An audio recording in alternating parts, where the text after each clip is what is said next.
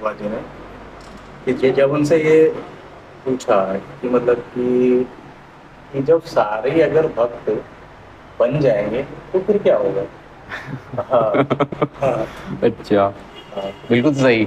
हाँ। समाज में बिल्कुल वो एक्सट्रीम चाहते थे, सत्युग बोलते हैं उसको। तो है तो फिर उन्होंने बोला प्रभुपाद जी ने, आप हाँ टेंशन मत लो, आप जैसे लोग यहाँ बहुत रहेंगे।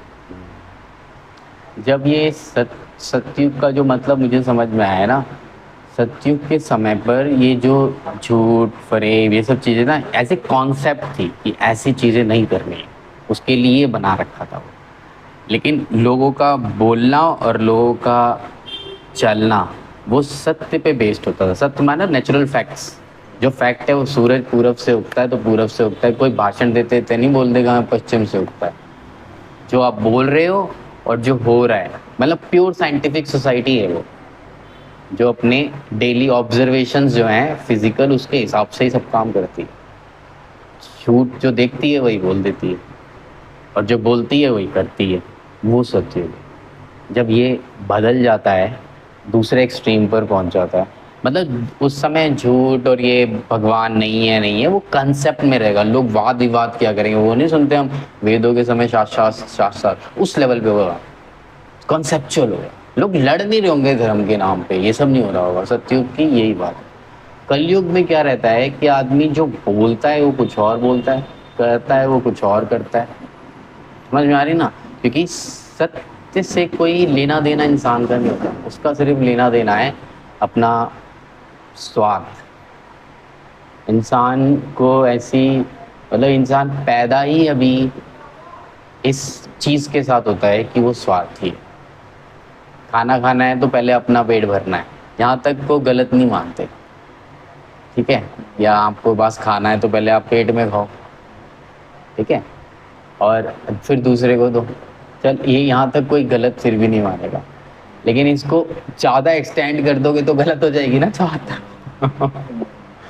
तो वही है आप, और लेता बोलता कुछ है और होता कुछ है, करता कुछ है वो। ठीक है, जब पहली वर्ल्ड वॉर हुई थी ना, तो वहाँ पे तो राइटर सा नाम भूल गया मैं उसका, उसने लिखा था कि ये वॉर हो गई, अब मेरे को पूरा विश्वास है कि इंसान को ये समझ में आ गया कि भाई ऐसा अब इतिहास, अब कभी भविष्य में ऐसी लड़ाई नहीं होगी फर्स्ट वर्ल्ड वॉर के बाद। लेकिन फिर सेकंड भी हुई, फिर अभी भी होती रहती है इधर उधर, वो चलता रहता है। ये लड़ाई करना ही मतलब है कि आप बात से हल नहीं कर पा रहे हो, और जब बात से हल नहीं कर पा रहे हो तो फिर सत्युग नहीं। सत्युग में लड़ाइयाँ होती थी, लेकिन होती थी भाव के आधार पर। आपका भाव नेगेटिव है बहुत ज़्यादा, है ना, तो लड़ाई होगी।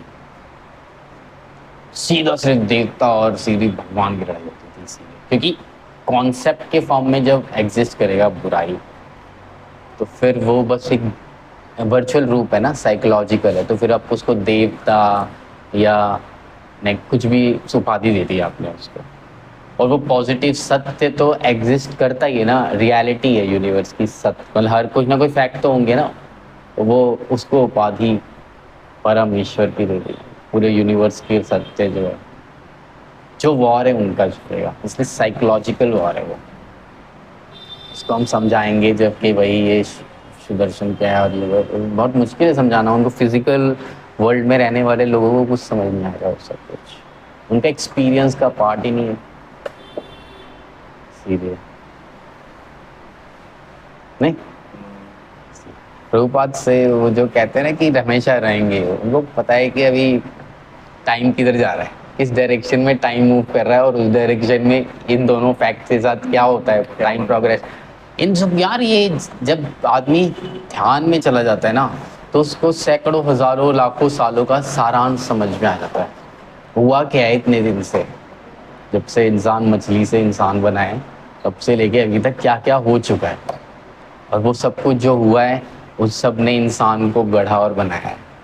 ठीक है, इंसान इन सब चीज़ों के साथ ही पैदा होता है। उस युग में इंसान सत्व गुण के साथ ही पैदा होता है सच्चे में, और जो वो लोग जो फॉलो करते हैं उस हिसाब से एनवायरनमेंट बनता है।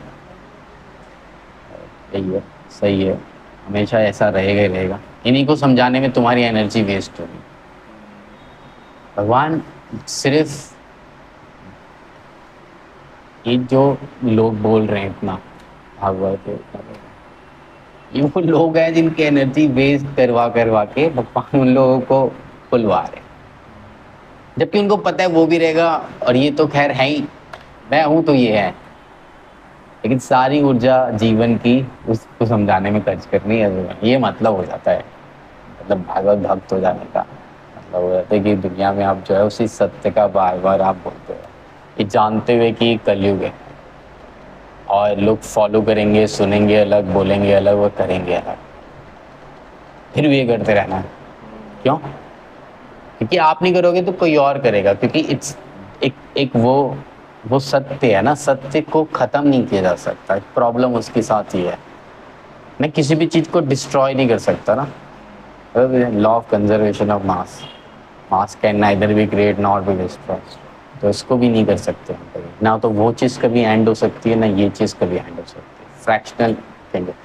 जब कोई चीज़ खत्म हो जाएगी तो वो कंसेप्चुअली एग्जिस्ट करेगी, बातों में एग्जिस्ट करेगी, कहानियों में एग्जिस्ट करेगी, ठीक है, और जब वो चीज़ वो एग्जिस्ट कर रही होगी तब तो वो करेगी ही करेगी।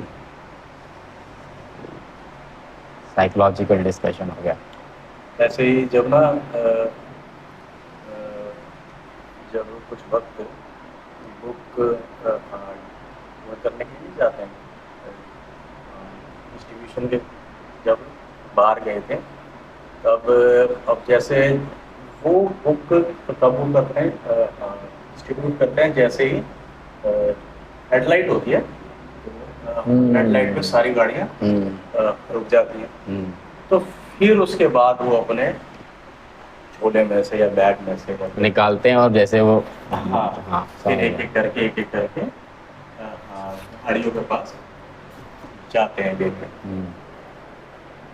उसका टक्कर के पूछते हैं कि आपको ये करना है, फिर उसके बारे में भी कुछ और बताते हैं, कुछ कॉन्वर्सेशन भी होता हाँ, है कि ऐसे कि आप जैसे 150 रुपये आप अगर कहीं बीड़ी सिगरेट में खर्चा कर देते हो, दारू पीने में खर्चा कर देते हो, आप कम से कम ये ले लो अपने घर में कोई हो, या फिर बच्चे को या फिर कोई बड़े हों या फिर उनको जो पढ़ेंगे, तो ऐसे ऐसे करके हो वहाँ पर बुक वगैरह जो भी होता है वो अपना डिस्ट्रीब्यूशन करते हैं।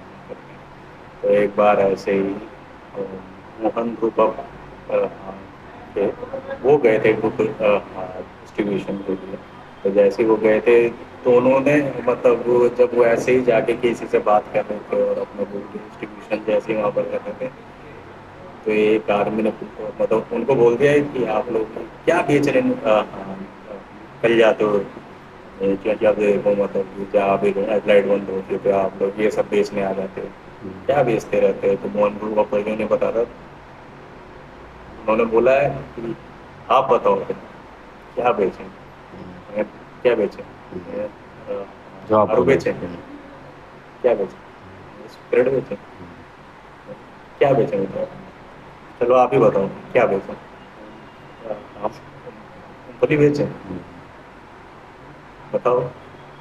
तो वही उन्होंने कहा था कि आप लोगों ने भगवान को यहाँ ले आए हो, रोड पे ले आए हो, तब उन्होंने बोला था भगवान रोड पे नहीं है क्या? उन्होंने बोला था कि आप लोग मंदिर में जा रहे हैं इसलिए हमें यहाँ आना पड़ रहा है, ये भी वही भेज रहे हैं, जो कोई इंसान है तो भटका पड़ा है उसे मंदिर लाओ दोबारा, क्योंकि प्रशांत मुकुंद प्रभु जी कहते हैं जैसे ही शरीर में वो आने लगता है ना कष्ट, किसी के पैर में, किसी के घुटने में, कभी कमर में, तो ये भगवान ना टाइम टाइम पे नोटिस भेजते रहते हैं कि अब तो आ जा, अब तो आ जा, अब फिर तो प्रशांत मुकुंद प्रभु जी कहते हैं कि जैसे कोई माँ बाप कई करोड़ सालों से अपने बच्चों से बिछड़ा हुआ होता है ना, तो जैसे ही आप लोग उस टेम्पल में पहुंचते हो